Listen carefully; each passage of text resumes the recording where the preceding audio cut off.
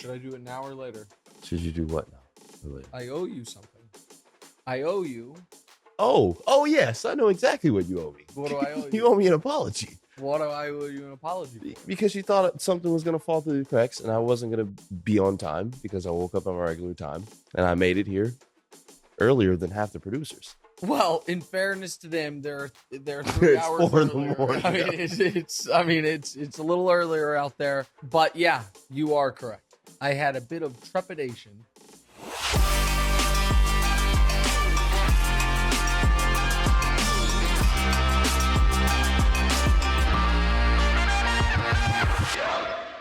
Welcome in. We are back with a fresh new episode of What's Right with Nick Wright after we had a quick little weekend off for the 4th of July. We hope you had a wonderful 4th of July weekend. Understandably, kind of a tough time, at least for me, to fully celebrate and enjoy the 4th of July, given everything happening in the world and in this country. However, we hope you at least got a day off work, maybe had some cold beverages, some good barbecue, and were able to unwind a bit. But we are back and rolling. I am calling our shot on today's show. I think today is going to be a top 3 episode we've ever done of the regular shows. Now, all of a sudden, on our YouTube page, by the way, the 50 greatest players of the last 50 years, those episodes are doing outstanding. We just did Larry Bird and Kobe Bryant. Coming up next are the 5th and 4th ranked players in the series. And we actually, on today's show, will be discussing Kobe versus one of those guys that's coming up in this weekend's episode. We'll discuss that in a few minutes. Also, while we are recording, I'm calling that my shot that today's show is going to be excellent, despite the fact I'm going to be a little distracted. Because off over there, right now, while we're recording, is Wimbledon. Oh, yes. The all-white affair. The greatest... I thought Wimbledon was over. No, that was the French Open. Already happened. We weren't on the air when the Australian Open happened. Wimbledon is ongoing right now, and we'll talk tennis later because I'm going to get you drawn in. You're going to watch the Wimbledon final with me, and then guess what? You're going to be so into it, we're going to go to the U.S. Open final. However, we're going to save the tennis talk for later because that is what we call in the business a ratings bonanza. People will tune in, stay tuned in, waiting for the tennis talk. Before we get to that, I'm sure we're going to have to do some NBA talk. I'm also, if you're watching on YouTube, going to have to, throughout the show, try to fix my hair because it looks like I have this rat tail thing going on in the back. However, before we do any of that, do what we always do. What we are not discussing, what did not make the cut for today's show is the following. Chet Holmgren sets a Summer League block record. Fun fact, it's not just only that it was Summer League, but the Utah Jazz played 10 players in that game. How many of those 10 players were undrafted players, do you think, Damonza? And then we'll move on. How many do you think of the 10 were undrafted players? 10. 9. Very close. 9 of the 10 undrafted players. What's also not on today's show, the U.S. Open. The U.S. Open Twitter feed burning Drew Lock. Drew Lock clapped back, said, whatever intern posted this. Hey, folks, it's 2022. Interns don't run major social media accounts. They're kind of one of the most important people at the company. And is Joey Chestnut actually the GOAT? Oh, I swayed a lot of people about that one, didn't I? And you saw him. He had a little... Chestnut manhandled a guy and went on to still win the contest. Yeah, little mixed martial arts. Hey, remember I told you about chess boxing? And you're like, when are you going to need to do that? Like, will you do 3 minutes of boxing, 3 minutes of chess? Joey Chestnut did a little competitive eating, competitive fighting. Okay, now we are ready to go. Let's start the show. I assume we are starting in the NBA. Damonza, lead us off. KD requested a trade a few days ago. Yeah. Seems the Nets want to work with him, but they obviously want to get their money's worth from this. Mm-hmm. You've been saying that he should go to New Orleans in some type of mega deal. Mm-hmm. But did the Nets even end up trading him, and do they have to? Okay.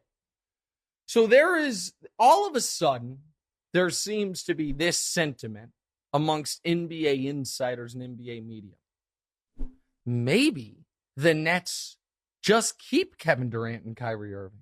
Why do they have to trade them? They don't, I feel like. But they do. So here's the thing.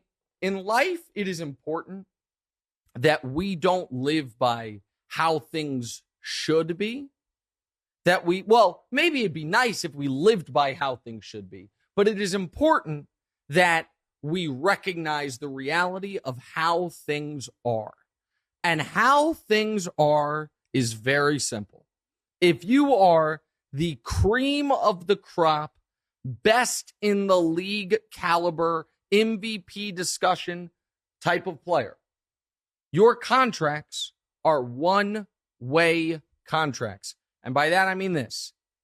The team is obligated to pay you no matter what. You are obligated to play for them as long as you want to. That's a one-way contract. Back when I'm going to tell a quick little anecdote, and then I'll get back to the Kevin Durant thing. When I did local radio, they would always, in Kansas City particular, they would try to sign you to these long contracts. Like I remember once they offered me a 5-year deal. Yeah. And at the time, it's like 5-year deal. That actually sounds pretty good. Some security, locked in. And then you read the contract. And it has a little paragraph in there that says termination.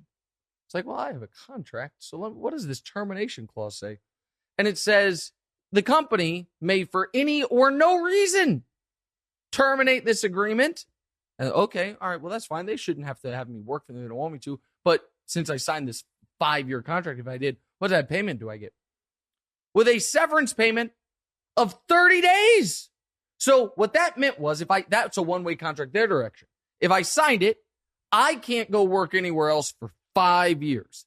They can fire me at any moment they want and pay me a month's salary and be done with me. That's a one-way contract. NBA teams, when it comes to the best players in the world, James Harden. I'm a Houston Rocket. I need a superstar. Okay, we'll get you Dwight Howard. All right, I tried that, didn't enjoy it. I need a different one. Okay, we'll get you Chris Paul. All right, I tried that, I didn't like that. Okay, we'll trade all our draft picks and Chris Paul, get you Russell Westbrook. Okay, I tried that, I didn't like it. You have a couple years left on your contract. We have paid you the maximum allowed dollars at every single turn. Yeah, I know you have. I don't want to be here anymore. We are going to hold your feet to the fire. Oh, are you? How about I just quit on the team? You're still going to pay me, right? Yeah, we're still going to pay you. And then we'll trade you exactly where you want to go 2 weeks into the season. All right, the team that traded you for you, the Brooklyn Nets. Hi, I'm James Harden again. I don't think I want to be here anymore either. Yeah. I'm going to quit on the court against the Sacramento Kings. You're under contract, James. I don't want to be here anymore. Okay, we will trade you exactly where you want to go to the Philadelphia 76ers. Yep. Ben Simmons, they're like, they held the line with Ben Simmons. Well, Ben Simmons, not an MVP caliber player, and also his situation was unique. So my point is this. Folks arguing the Nets have leverage on Kevin Durant, that is in a utopian society. That is in the ideal of that these contracts go both ways. They don't. Nobody has over Giannis, LeBron, Steph, KD. The players always hold the cards. So what's my point? My point is when the Nets float out there, might keep him. Oh, hey, we're comfortable going into the season with him. That is a negotiating tactic. That is so whatever teams they are negotiating with don't feel like, well, this is our best offer and it's the best offer you have and you're trading him no matter what. It's so once the Nets get their very best offer and the team, whoever made it, say it's the Raptors, and the Raptors are like, well, this is the best offer you're going to get. That the Nets can go back to them and say, okay, well, if that's the best offer we're going to get, we're not trading him. Yeah. As opposed to an auction where it is whatever the top dollar bid is. It's like in an auction, it would be like, it did not meet the reserve. We are pulling back the item. But the Nets are trading him. But the Nets, someone, I should say, put out there, hey, Lakers, just so you know, we're talking with Philly and with Dallas. Now, I can't report whether or not they were talking with Dallas. The people who cover about Kyrie, that is. The people that cover the Mavs say the Mavs are not interested in Kyrie. But I can tell you, and I did report and I will report, the Sixers have had no conversations with the Nets. So why did it get out that they did? Who benefits from that? The Nets. Because they want the best possible deal.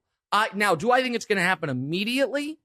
No, because they do have time on their side and that the season doesn't start for a few months. Right. But I absolutely believe Kevin Durant's going to be in a different uniform. I've made the argument, the Pelicans, that one other thing on the Pelicans trade.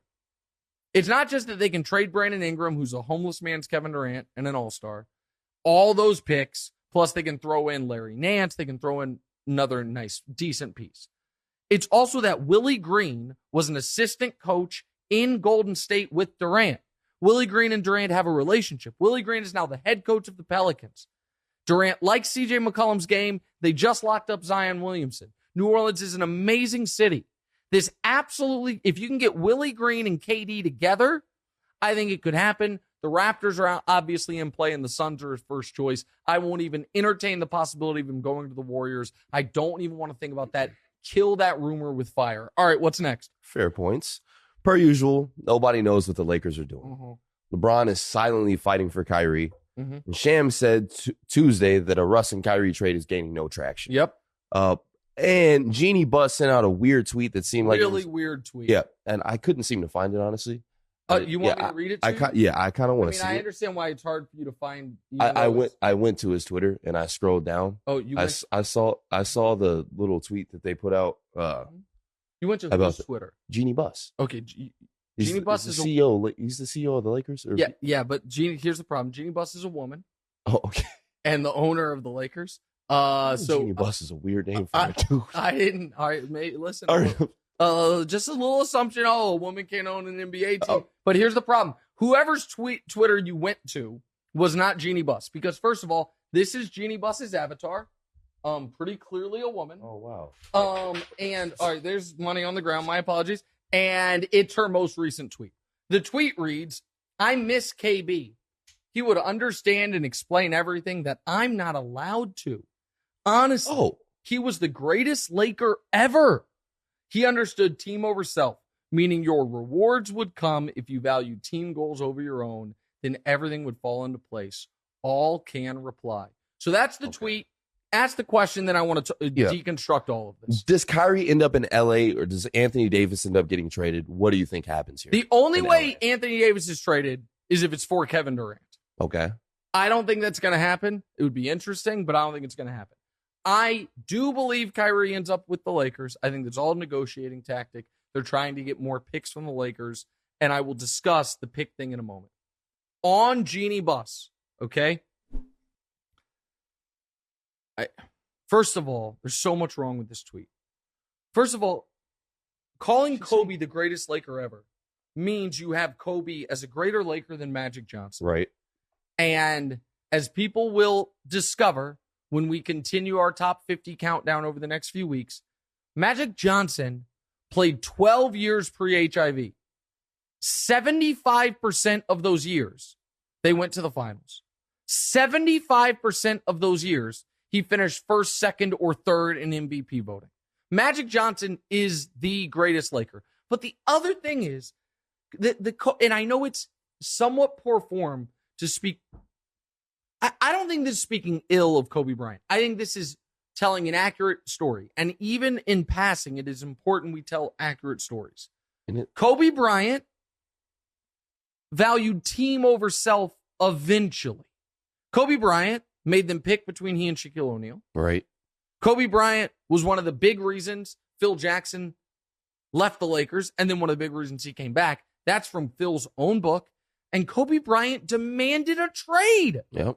So that's a little revisionist history with Kobe. Now to the Lakers and the idea that they might not make the trade happen for Kyrie because they want to hold on to their draft picks. There is this misnomer out there that the Lakers have no draft picks because of the Anthony Davis trade. Here is a fact. And I want this to go on social because this Lakers draft recap part that I'm about to start, put it on the internet so people can get the true story. Here is a fact about the Lakers draft picks. From this very moment until the end of time, as of now, the Lakers are minus 1 first-round pick. They owe either their 2024 or 2025 first-round pick to New Orleans. That is it. This coming year, New Orleans and Lakers can swap picks, but the Lakers are minus 1 pick. There are 19 teams in the league that are minus 1 or more future first-round pick. And the following teams are minus more future picks than the Lakers are. Atlanta is minus 2 future firsts and a swap. Brooklyn is minus 2 future firsts and 2 swaps. Denver is minus 3 future firsts. The Clippers are -2 and 2 swaps. The Bucks are -2 and 2 swaps. Philly is -3 future firsts, and Minnesota, thanks to the Gobert madness, is -4 future firsts and a swap. What do Brooklyn, prior to this thing blowing up, Denver, the Clippers, Milwaukee, Philadelphia, all have in common? Trying to win titles. So they're minus picks. The Lakers are -1 pick for a trade they made, and they did win a title. Yep. The idea that you won't, that you're going to try to, when you could get Kyrie and a shooter, it would be Kyrie and Joe Harris, and you want to hold on to the picks. It's just insane mismanagement. I don't think it's going to happen. I think Kyrie's going to end up a Laker. All right, what's next? Okay. 3 mid-teams made big moves. Yeah. The Wolves got Gobert. The Hawks got Dejounte Murray. Mm-hmm. The Knicks got Jalen Brunson, and it was so obvious that they might be fined for tampering. Yep. Which of these 3 moves do you like the most, and which one do you like the least? I feel like I kind of know. Okay, tell me. Does the Knicks getting Jalen Brunson, did Dallas lose like cap space? I mean, no, not cap space. Did they give up picks or anything like that? No, it was just straight signing. I think you like that move the most. I like it for who? For Dallas. So I don't hate it for Dallas. I think they take a small step back, but I wouldn't have paid Jalen Brunson what the Knicks paid him. Right. So if the option was pay Jalen Brunson $27 million a year or let him walk, I'm fine with it. But the one I like the most for the team getting the player is I like the Hawks getting Dejounte Murray. Okay. I know they paid a lot for it, but he's a perfect complement to Trae Young. I think it absolutely works. They did pay a premium, but they're fighting for their lives in the Eastern Conference. They needed to make a big move. Dejounte Murray is young. He was an all-star. He was 21, 9, and 8 last year. He's an excellent defender. I like him. I'm ambivalent on the Knicks trade. And the Rudy Gobert trade is the single most egregious overpay in NBA history. You gave up 5 players and 5 first-round picks. It's madness. It's utter madness that they did that. I'm shocked by it. I don't even know if Gobert and Karl-Anthony Towns can play together. I'm sure they can in the regular season. But I don't love, but I like what the Hawks did. I'm fine with what the Knicks did. I think what the Timberwolves did is an abomination. All right, what's last? Okay. People are pissed about you putting Duncan over Kobe. Yeah, let me explain this real quick. So Duncan's spot on the top 50 list hasn't been revealed, but the fact that he hasn't been revealed and we put Kobe at 6 means Duncan is somewhere in that top 5. So go ahead. Yeah, and I can't lie. I'm kind of confused about that as well. Oh, okay. A lot of people argue that Kobe's better than LeBron. Okay. You don't even have him above Tim Duncan. Yeah. So defend yourself here. Okay, anyone that argues Kobe is better than LeBron loses their right to give NBA opinions. And I get that. Okay, I'm not saying you, but you're right. Some of your friends, I used to have to argue with those idiots 100% about this. Here's the thing. Everyone agrees that, you know what, they were both great defenders. I would argue LeBron was the better defender, but let's just call defense a wash. Everyone agrees LeBron's a better rebounder and a better passer. Yeah. Nobody argues that. So it's like, yes, but Kobe's the better shooter. Except LeBron's a better shooter. Nick, no, he's not. He has a far better field goal percentage. Okay, that's because LeBron's shots come at the rim. What about threes? LeBron James is a better in the playoffs and regular season 3-point shooter than Kobe Bryant. Look it up. Okay, but LeBron couldn't score like Kobe. LeBron James averages more points in the playoffs and in the regular season than Kobe Bryant. Oh, Nick, but Kobe was more clutch than LeBron. Kobe Bryant, we want to go to the most clutchiest clutch stuff. Playoff buzzer beaters. Kobe has 1. LeBron has 5, which is, of course, the most in NBA history. The Kobe versus LeBron stuff is nonsense. The Kobe versus Duncan stuff, I will listen to the argument. However, and this is the part where the Kobe folks frustrate me. They're like, oh my God, but Tim Duncan had Greg Popovich and Kobe Bryant had Phil Jackson. Oh yeah, but Duncan had Manu and Tony Parker, and Kobe had Shaquille O'Neal. Yeah. They have the same number of championships. Duncan has 1 extra MVP. Duncan has 1 extra finals MVP. Kobe, in the heart of his prime, missed the playoffs and then had back-to-back first-round exits. Duncan never missed the playoffs, won 50 games every single year, and in 05 and 07, didn't have another top 75 teammate. In 03, his only top 75 teammate was David Robinson, and Robinson was, in the last year of his career, averaging 8 points per game. Tim Duncan also, by the way, is as great as a defender Kobe was. Duncan is the clear better defender, one of the 4 greatest defensive players ever, and the greatest teammate. He and Steph Curry are the 2 greatest teammates of the modern era. Yeah. Listen, I have Kobe 6. I have Duncan, not far ahead of him. I don't want to spoil the list. So it's not like it's not arguable, but it is the arguments for that Kobe folks make, which is that Duncan had the better coach, the better organization, and the better teammates. The Spurs were a nothing organization. Popovich had done nothing in this league, and David Robinson, as great as he was, had never been to an NBA Finals, much less won a championship. Yeah. That Kobe went to the Los Angeles Lakers with a 6-time champion head coach and Shaquille O'Neal. So I'm not taking anything away from Kobe. I think Duncan is fairly ahead of him, but I went too long. I'm taking away our time to talk tennis, so we'll be right back.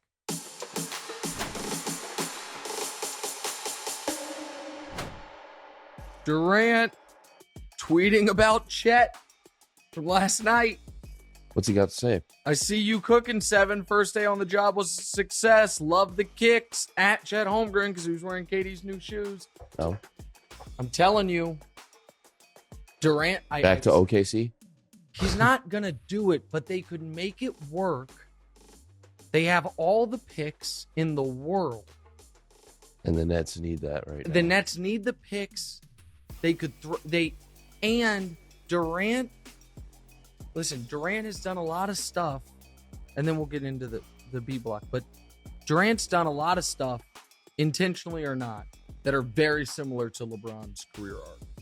Started in a small market, got him to a finals at age 22. Looked like, they're going to be there every year. Never got back, got disillusioned there, left. Where did he go? To a team that had an MVP caliber player who had already won a championship without him. For LeBron, that's Miami. For Durant, it's Golden State. Now, those weren't the same situations, but they're similar. Stays there for wins 2 championships there, and somehow it feels like, probably could have won more, but won 2 championships there and left.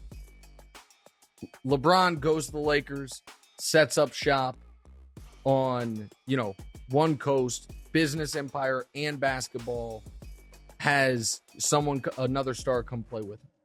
Durant goes to Brooklyn, sets up shop, there's another star come with him. What's the difference? Durant skipped the most important step for LeBron. The homecoming. And getting the championship. Going back to, yes, of course, the championship with the Lakers. But LeBron, between Miami and the Lakers, went back to Cleveland. Yeah. Wins the title. When LeBron went back to Cleveland, what did they have?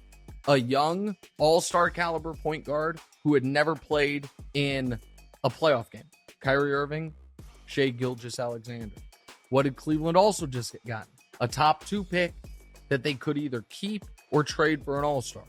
What the Thunder just gave? Chet Holmgren. It fits, man.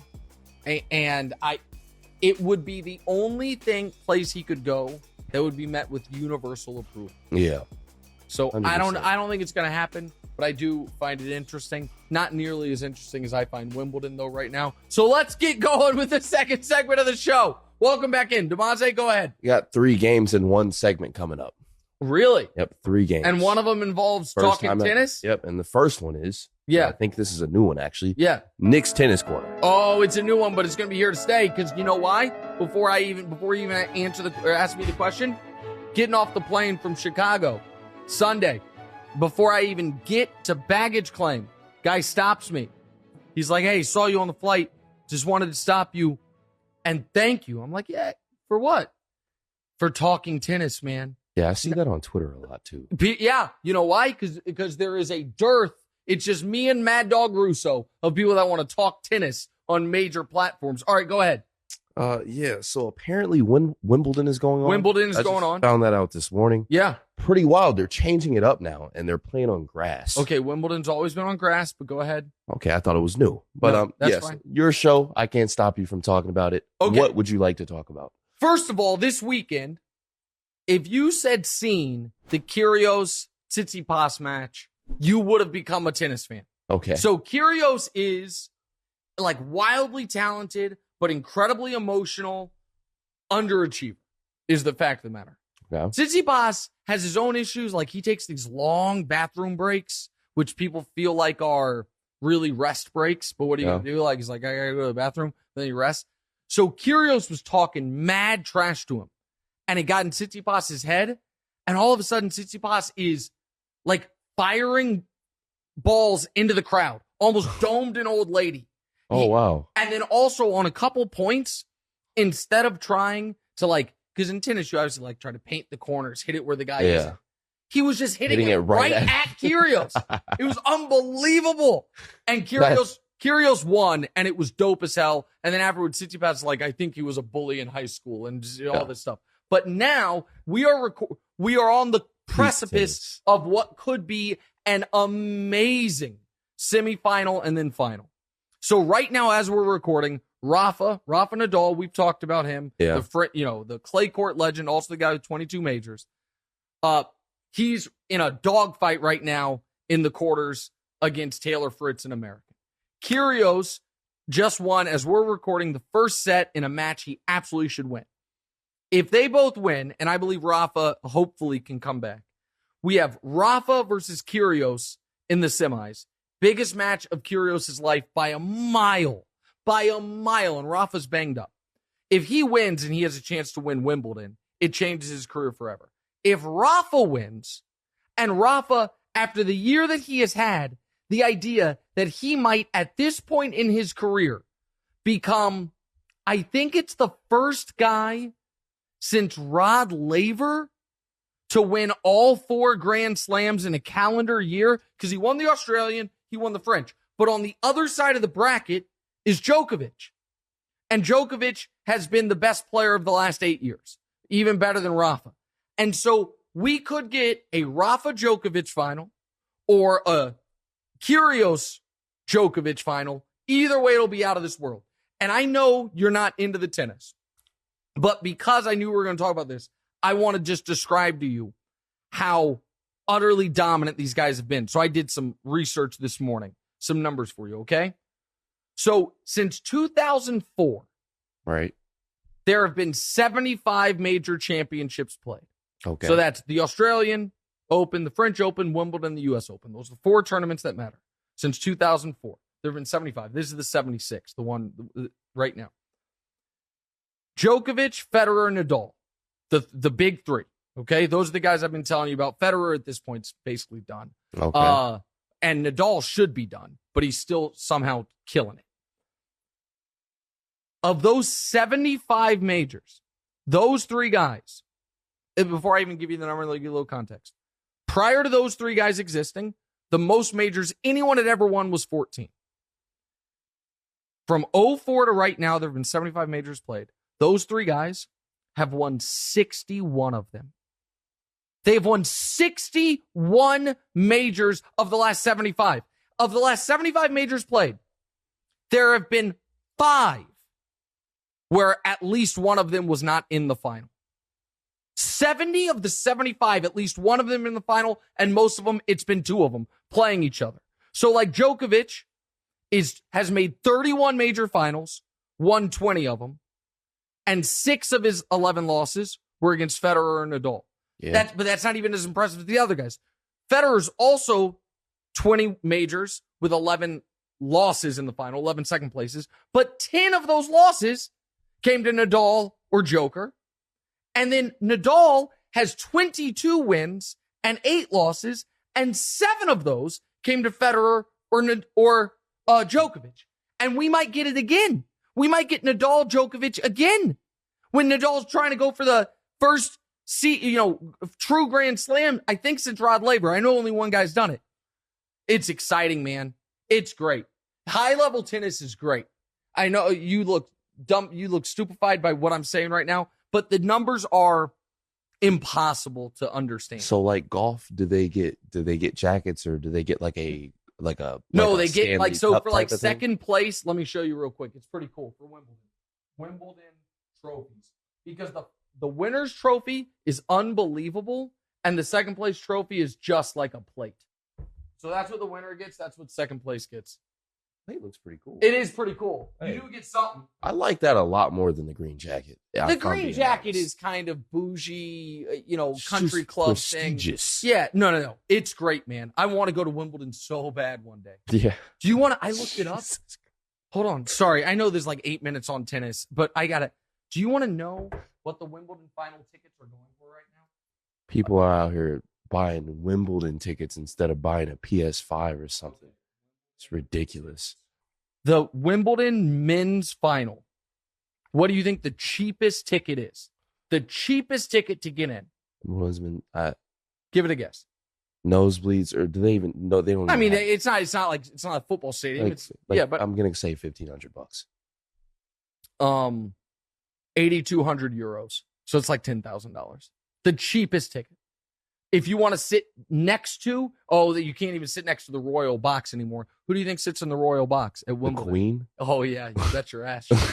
Yeah, you bet your ass. And if she can't make it, a member of the royal family goes, okay, all right. So when people see or hear this, they'll know if Kyrgios or Nadal have won. We are rooting for Kyrgios and Nadal to win, and we are rooting for the winner of Kyrgios and Nadal to beat Djokovic. We're not Djokovic fans. We like Federer. We love Nadal. Kyrgios is a guy you would enjoy rooting for. Forget Djokovic. Not a big Djokovic fan. Okay, that was a solid 8 minutes on Wimbledon. I didn't think you could do that. Dude, I love tennis. That's amazing. All right, next game. Sorry about that, guys. Let's go. Nick makes it right. We're going to talk about tanking in the NBA. Mm-hmm. Season's months away, and it seems like half the league is tanking already. You know why? Because they want Victor, I pronounce Victor, Wembanyama. Have you seen this guy? No. So I'm guessing he's like a 7-footer or something. Oh, he's more than a 7-footer. He's a 7'3" French kid. Okay. Let me just show you him real quick, and then we can do it. I might have seen a clip of him, actually. Oh. It's possible. I mean, this guy is, okay, you asked the question, and while I answer it, you're going to watch these highlights of this freak show. All right, so the Spurs, Pacers, and Jazz are trading their stars for picks. Rockets, Thunder, and Kings are basically making no moves. Yeah. The Blazers and Knicks are kind of fake trying right now, but they'll be tanking soon. Yeah. How do we stop tanking in the NBA? Okay, so here's the thing. While I answer, you just go ahead and watch. You'll be able to tell which one is the 7'3" French freak that's going to go number 1 overall next year. Here's the deal. I don't mind what the Spurs did. I don't mind trading away your best player and then here's what I don't like. Benching quality players because you're trying to lose. If the guy's on your team and he helps you win, you should play him. 100%. But if you're just saying, we know we can't compete this year, so we're going to try our hardest to win every game, we're just not going to be able to do it because our players stink, and they stink intentionally, I'm good with it. Like, I'm actually okay with that way of going about it. The other factor is this, that the NBA changed the odds. Because you don't know how they flattened the odds. If you have the worst record in the NBA, what % chance do you think you have of getting the number 1 overall pick? Like, give it a guess. Like what? Because, it's a lottery. So like 85%? 14%. If you're the worst team? The worst team. They flattened it. So the bottom 4 teams all have a 14% chance, or it's 14, 14, 12. How do they pick it? Is it like it's literally ping pong balls. Okay. Yeah, that's what I was and so point is this, you can try to tank, but you still have 14% is 1 in 7. Yeah. If you have the worst record in basketball, you still have a 6 out of 7 chance that you're not going to get the number 1 pick, and a 50% chance that you're not even going to get a top 3 pick or top 4 pick. Now they've changed it. So it's risky. What I don't like is when you could compete and instead you bench your quality players because you're trying to lose. But I think the NBA's done what they can. I don't think tanking is as big of a deal as other people do. I'm also more interested in Wimbledon than I am in tanking, which is why I spent more time on it. All right, last game. Yeah, this guy's amazing. Yeah, no, he's pretty good. I mean, he's a 19-year-old, 7'3" French kid. Yeah. I mean, he's pretty good. He's got a little poise game. Yeah. So this or that. Yeah. So much has been happening in free agency, so we put a bunch of this or that's together. Okay. We'll do as many as fire. Yep, we'll do as many as you can get to with the time left. So starting with big extensions. Bigger no-brainer. Booker or Jokic? Oh, they're equal no-brainers. They're 100%. No-brainers. They both 100% have to get the max, the super max, all of it. Yeah, they're both all NBA caliber guys. I don't think Jokic is an MVP, but he's clearly all NBA caliber guy. Those are both 100% no-brainers. All right, go. Brighter future. Zion or Ja? That one's so hard. Ja's accomplished more. Ja sneakily, to me, is also a health risk because of the way he plays. I think Zion's ceiling is higher. But given what Ja's accomplished, you've got to give the nod to Ja. But if Zion stays healthy, he will win a league. Yeah, I was about to say, you think the way, I guess, Zion seems like a... No, of course, Zion's is the biggest injury risk. My point is, I actually think Ja sneakily is a pretty big injury risk as well. Right, just waiting to happen. Just because of the style of his play. But I'll give it to Ja, even though I adore Zion. Next. More painful. Zach LaVine or Bradley Beal? Oh, I think the Beal extension's a killer. And I like Bradley a lot. I know him a little bit. But $250 million for Bradley Beal when he's probably going to ask out in a year. And he has given no indication he's going to ask out. I just think he probably is. And then it becomes a hard contract. The more painful one is Bradley Beal. Next. Yeah. Better bet, Garland or Simmons? Simons. I think it's Anthony Simons. Simons. No. No, you're fine. Don't worry. Darius Garland. Anthony Simons is a bit of an overpay to me. I think Darius Garland's really, really good, and he's going to look even better alongside LeBron. LeBron goes back in a year. Okay, do we still have more? I think we still have more time. We do have a few more. Let's do it. Next, under the radar signings. Bigger impact. So this one, Dante DiVincenzo. DiVincenzo. Okay, Dante DiVincenzo. This is where, I'm Italian. Damonza happens not to be, and it showed there. That's okay. Go ahead. Or Bruce Brown. I liked Dante DiVincenzo, and I think on the Warriors with a bunch of open threes, he's going to look good. But I called around the league because I couldn't believe how cheap he was, and a lot of the smart people around the league said it doesn't measure out well. Okay. And so Bruce Brown as an eighth man for Denver, I think that works. All right, next. Okay. More likely to swing title. PJ Tucker or Joe Ingles? Joe Ingles. Joe Ingles is going to hit a big three in a big spot for Philly. For Milwaukee. At some point, PJ Tucker is going to be too old. He played well in these playoffs, but I'll say Joe Ingles for Milwaukee. Next. Okay. Better, worst move, Marvin Bagley or Lou Dort? All right. Marvin Bagley, 3 for 38, or Lou Dort's incomprehensible 5 for 88. Holy crap. I actually think Marvin Bagley's the worst move. Because I thought Marvin Bagley was going to get 1 year, $8 million. Dort, OKC has to spend money. You have to get to there's a salary cap, but there's also a minimum spend, and they got all guys on rookie contracts. Dort's played hard for them. He's an excellent defender. He's turned into a passable shooter. They're both overpays. Bagley's is worse. All right, last. Better role player, JaVale McGee or Gary Payton?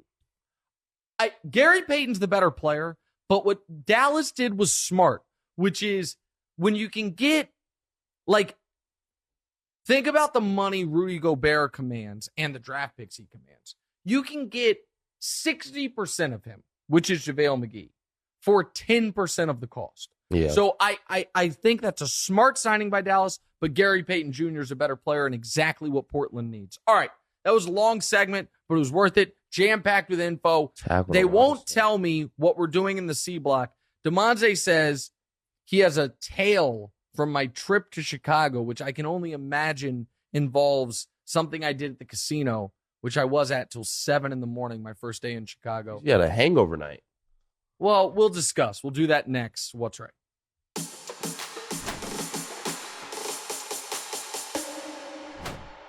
Oh.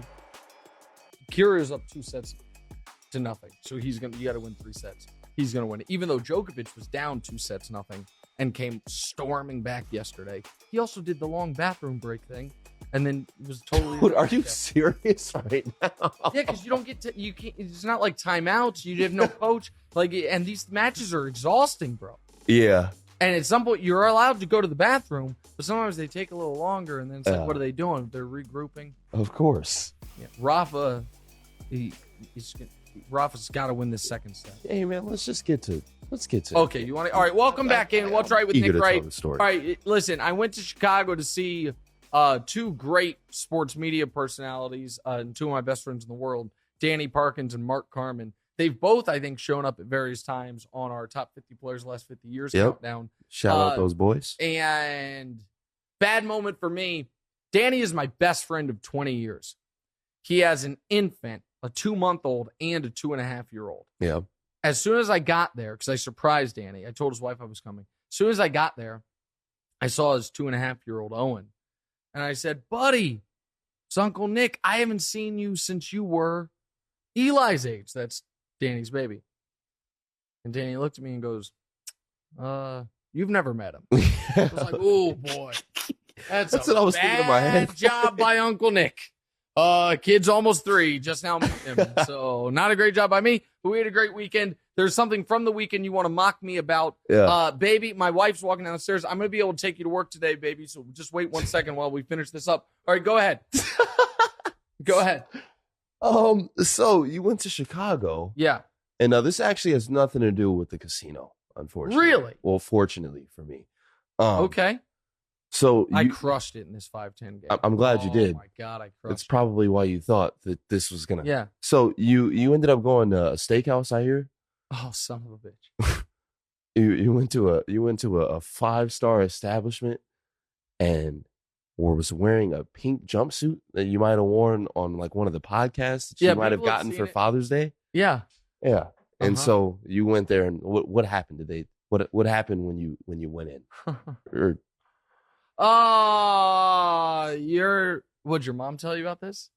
Somebody. Oh, and she's walking down the stairs. You want to join us for this? You want to at least sit alongside so you can be heard on? Okay, so here's what happened. First of all, it was a, you guys have seen it on the show. It's an all pink sweatsuit. It's from Scotch and Soda. It's a very nice outfit. It's what I wore on the plane. Yep. One of the things I like to do, I like to dress super casual and sit in first class and just have people kind of be like, why is he up here? And it's like, don't you worry about that. That's neither here nor there. That's just... No, all right, so I'm about to tell I'm telling everybody what happened right now. Okay. So this guy goes into Mastros, whatever you call it, steakhouse, 5-star. Yeah. Tries to step in, and they're like, you can't come in. You got this pink jumpsuit on. What are you doing? And he's like, you know. Thus far the story's accurate. Yeah. And then he's like, do you guys just check my history? I'm pretty sure. I didn't wait, check my what? Check my history, check my credentials, whatever you told him to check. I thought you said check my Instagram, which I definitely didn't say check my Instagram. Not check my Instagram. Yeah, I told him to look up my customer profile. Yeah. It's like, I'm sure you guys can let me in. Uh-huh. And they're like, no, buddy, sorry. You still can't get in. And then how did it go after that? Like, all right. So were your friends by you? What Dante is saying is accurate to this point. So I walked in, and I had a feeling. I'm like, man, Mastro's has a pretty strict dress code, and I am wearing a hot pink sweatsuit. However, I go to Mastro's in New York City a lot. Yeah. I spend a lot of money there. And again, I sound like an asshole here, but this is just the truth. They even, like, on the check, like, they have a little line item that literally says Mastro's VIP. Okay. And they they give me a few things off the bill because I'm such a good customer. Yep. And I know that they have that in their system. So when the guy's like, we can't seat you, I'm like, I bet you can. And he's like, sir, we can't. And he like points and like they literally have a sign that says dress code strictly enforced. I'm like, can you just put my name in there? And he's like, I can, but I don't think that's going to help. I'm like, I bet it will. And he puts it in, and he's like, sir, we really do appreciate your business, but I can't let you in. He's like, if it was just the sweatshirt, maybe I could. He's like, but you're wearing sweatsuit. And so I was like, all right. I'm like, so be it. So I went back to the car, and I was like, walk of shame. And, well, the car was still at valet. And I'm like, guys, don't park it. And the guys at ballet were like, they wouldn't let you in, huh? I'm like, no. He's like, and one of them says like motions to his friend. He was like, we thought they might not. I'm like, well, you could have given. It's like could have given the equivalent that you try to flame me for of me going back to the NBA store to return my jersey. It's not like, quite. It's like, hey, I'm clearly a basketball player. Okay, I should be able to return this jersey. Don't you see my physique? It's not like you're not going to take it back from me. It's not quite the same, but I understand. So then I had to make a choice because I really wanted to eat at Mastro's because it is a great steakhouse. Yep. Do I stand on pride and just go somewhere else? By the way, it's Friday night in Chicago. We don't have reservations elsewhere. Yeah. Or I just come from the airport. I literally have clothes in the car. Do I just change?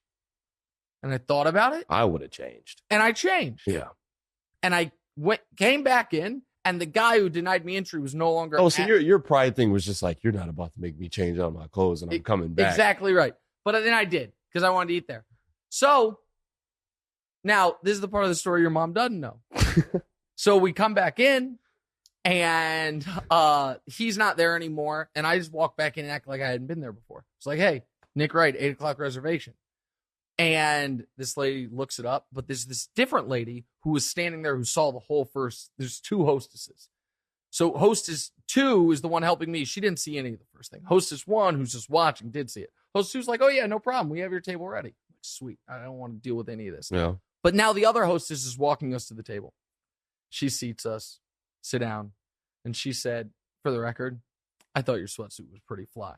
And my argument is dress codes should be, yes, you can have a dress code, with the exception being, did you put, is it an outfit? Right. Did you put time and thought into it?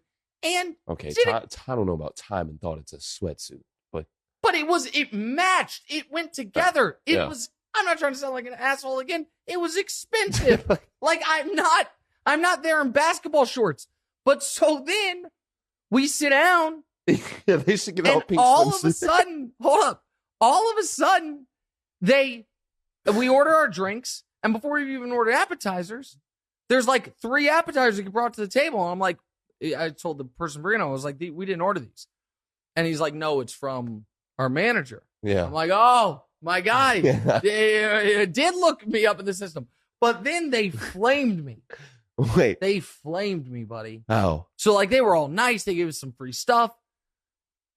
And they have do you know what a Cosmo is? No. Cosmo's a drink, but it's. Oh, yeah, Cosmo, yeah. It's hot pink. They brought me a Cosmo and said, That's since amazing. you couldn't wear your sweatsuit, we thought you might enjoy this. That is amazing. But you know what? I give him credit. That's great sportsmanship. And I said to the guy, because when I was leaving, as we were leaving, he came over to apologize. And I said, you know what, sir?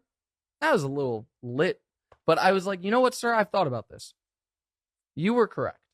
Because I can tell you this much right now. Had you let me in and then denied someone else that maybe didn't look like me or didn't have my customer profile, huge. I would have been angry about that. Yeah. If I saw them let me in and then deny somebody else that looked different than me, I said, I thought about it, man. I was like, I was wrong. You were right. You handled this exactly the way you should have. And I apologize. You know, I'm not a big apology guy. Oh. I apologize. Nick made it right. I made it right. You're god dog right. I made it right. All right. Now I got to go. I got to watch tennis. All right. See you. Have a good show. Talk to you guys this weekend. Hey, thanks for watching. Smash or just lightly tap that subscribe button. It all works the same. To get more from the show, and make sure you click. Why don't you want to mash the bell too, guys? Or just, lightly tap the bell to get notified every time new content drops. Check out full episodes of What's Right wherever you get your podcasts, or just hit the link in the description below.